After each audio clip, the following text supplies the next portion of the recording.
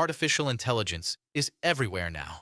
It writes our messages, edits our photos, chooses our music, recommends our news, answers our questions. At first, it feels like magic.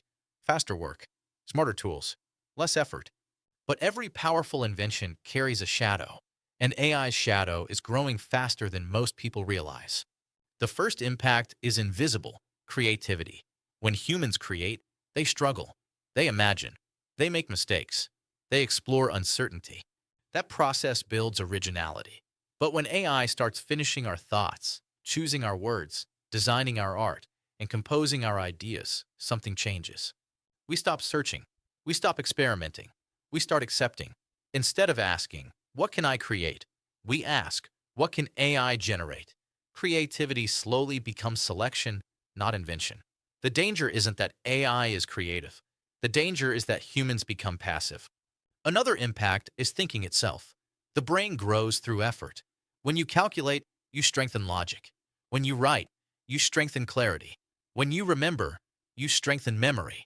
But when AI does those for you, the mind relaxes. At first, it feels efficient. But long term, it creates dependence.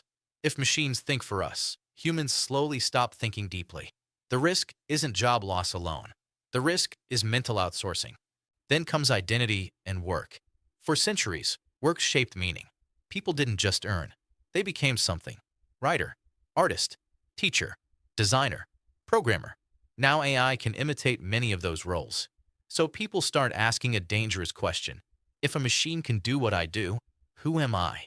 That psychological pressure creates anxiety, not progress. Progress without purpose feels empty.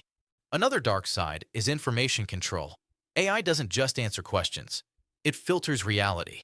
What you see, what you don't see, what gets recommended, what disappears. When algorithms shape perception, they don't just inform, they influence. And influence quietly becomes power. If AI decides what is visible, it also decides what feels important.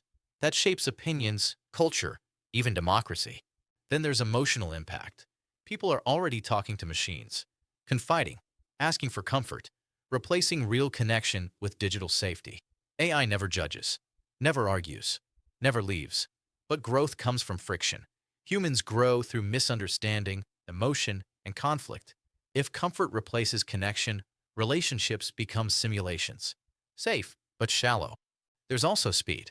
AI moves faster than law, culture, and ethics. Technology evolves in months. Society adapts in decades. That gap is dangerous because power without guidance creates chaos before control. The real threat of AI isn't rebellion. It's surrender. Surrender of thinking. Surrender of creativity. Surrender of responsibility. People fear machines becoming human, but the real risk is humans becoming mechanical. So what should the world do?